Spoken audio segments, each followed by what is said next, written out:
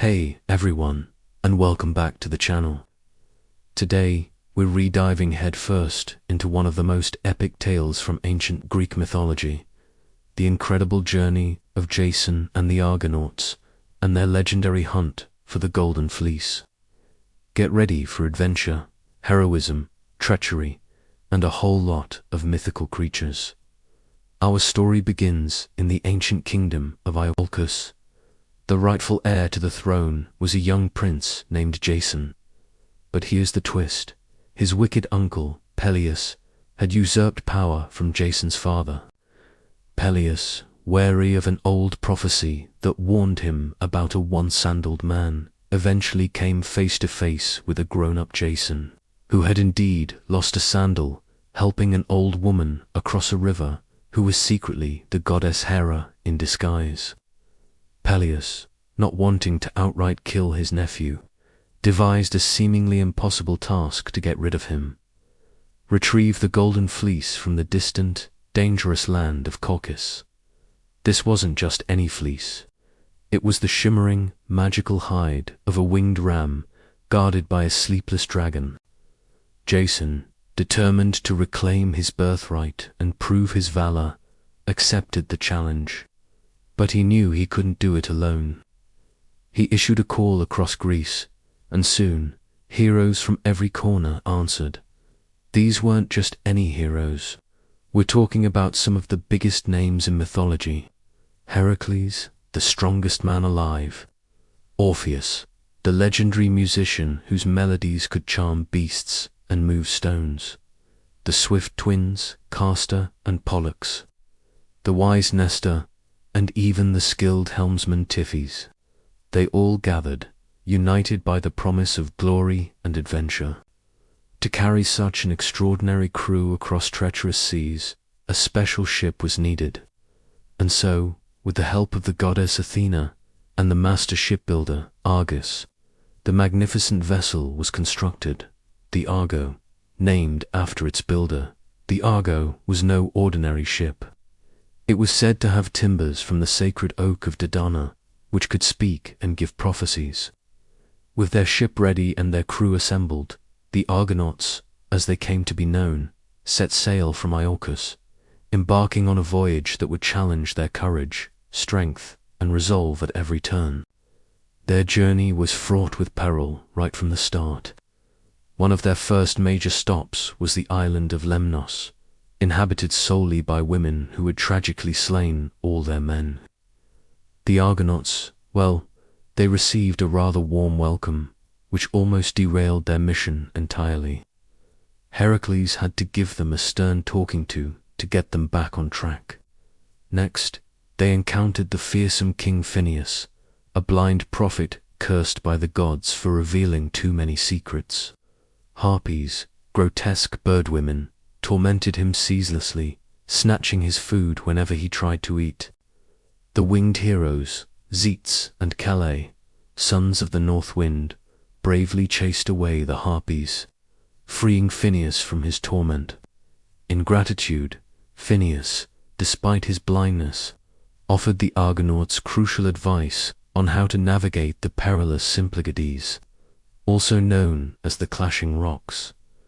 These Symplegades were two massive rocks that guarded the entrance to the Black Sea, constantly clashing together, crushing any ship that dared to pass. Phineus advised them to release a dove first.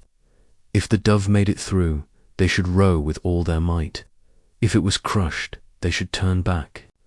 Following his wisdom, they sent forth the dove, and it flew through, losing only a few tail feathers. Seizing the moment, the Argonauts rowed with superhuman effort, powered by the mighty Heracles. They narrowly made it through, just as the rocks slammed together, clipping the stern of the Argo. From that day on, the Symplegades remained fixed, never to clash again, thanks to the Argonauts' courage. Finally, after navigating countless dangers and facing incredible odds, the Argonauts reached their destination, the distant, mystical land of Colchis. This was the domain of King Aetes, a powerful and rather unwelcoming ruler, and the home of the Golden Fleece. Jason, accompanied by some of his bravest companions, presented himself before Ates and stated his quest. King Ates, predictably, was not thrilled about handing over his prized possession, the Golden Fleece. He agreed to give it to Jason, but only if he completed a series of impossible tasks. First, Jason had to yoke 2 fire-breathing bulls with hooves of bronze, plow a field with them, and then sow it with dragon's teeth. These teeth, once planted, would sprout into an army of fierce, armed warriors, known as the Spartoi. This was a truly daunting challenge, but Jason wasn't entirely without help. Hera, who had favored Jason since he helped her across the river, intervened once more. She enlisted the aid of Aphrodite, the goddess of love, who in turn made Ates's daughter, the powerful sorceress Medea, fall deeply in love with Jason. Medea was a formidable figure, skilled in potions, spells, and dark magic. Driven by her newfound love for Jason, Medea secretly met with him and offered her assistance. She gave him a magical ointment to protect him from the fire-breathing bulls and advised him on how to defeat the Spartoi. When the warriors sprang from the ground, Medea told Jason to throw a stone into their midst. Confused, the Spartoi began fighting each other, allowing Jason to defeat the remainder with ease. Jason, thanks to Medea's help, accomplished the seemingly impossible tasks. However, King Ates, cunning and treacherous, had no intention of honoring his word. He planned to betray Jason and destroy the Argo and its crew. But Medea, ever vigilant and still deeply in love, discovered her father's plot. She warned Jason, and together they hatched a plan to steal the Golden Fleece that very night. The Golden Fleece was guarded by a massive, sleepless dragon, its eyes never closing. This creature was the ultimate protector. Medea, using her potent enchantments, prepared a powerful sleeping potion. She approached the fearsome dragon and, with her soothing words and potent herbs, lulled the terrifying beast into a deep, magical slumber. With the dragon incapacitated, Jason was finally able to seize the shimmering Golden Fleece, its golden threads glowing brightly even in the darkness of the night. It was an incredible moment, the culmination of their long and perilous journey. With the fleece in hand, Jason, Medea, and the Argonauts quickly returned to the Argo. They knew Ates would soon discover the theft and pursue them with all his might, and he did. Ates launched his fleet in hot pursuit. Medea, in a desperate move to slow her father down, committed a horrific act. Some versions of the myth say she killed her own brother. Abseratus dismembered his body and scattered his parts into the sea. Ates, heartbroken, was forced to stop and gather his son's remains for a proper burial, giving the Argonauts the precious time they needed to escape. This dark act marked a turning point in Medea's character, hinting at the tragic future that lay ahead for her and Jason. Their return journey was also full of trials. They sailed past the sirens, whose enchanting songs lured sailors to their doom. But thanks to Orpheus, who played his lyre even more beautifully, his music drowned out the sirens' deadly calls, saving the crew. They also navigated through the monster Scylla and the whirlpool Charybdis, another testament to their skill and the Argo's strength. Finally, after enduring countless hardships, overcoming formidable foes, and sailing across vast, dangerous seas, the Argonauts, with Jason and Medea among them, returned to Iolcus. Jason had fulfilled his quest. He had brought back the legendary Golden Fleece. However, Peleus, true to his treacherous nature, still refused to give up the throne. He had even convinced Jason's father to commit suicide and imprisoned his mother. Jason, understandably furious, sought Medea's help once more.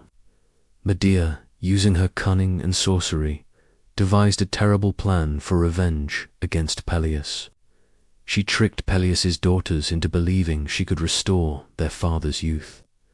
She demonstrated this by cutting up an old ram, boiling it with magical herbs, and then bringing forth a young lamb from the cauldron.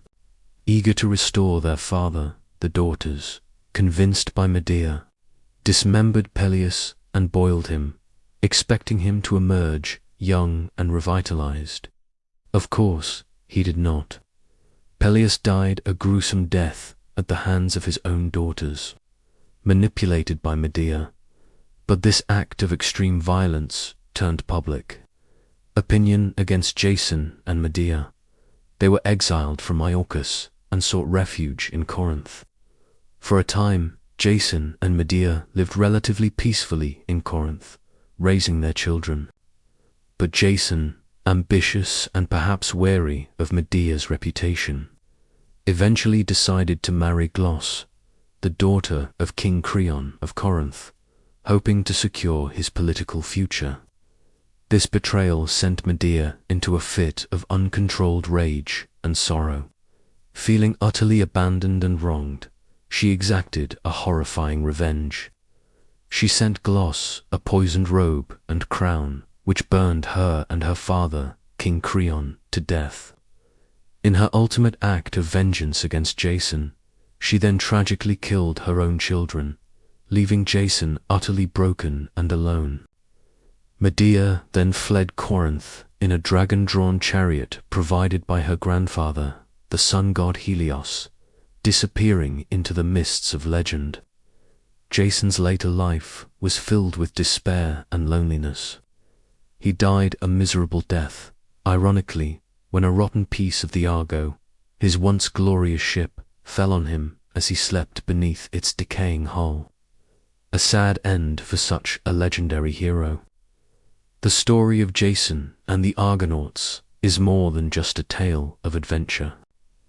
It's a complex narrative about ambition, love, betrayal, sacrifice, and the often grim consequences of human choices, even when aided by divine powers and powerful magic. It reminds us that heroism isn't always clean, and even the greatest quests can lead to profound tragedy. What do you think was the most thrilling part of Jason's journey? Let me know in the comments below. If you enjoyed this dive into ancient mythology, please hit that like button, share this video with your friends, and don't forget to subscribe for more epic stories from history and myth. Thanks for watching, and I'll see you in the next one.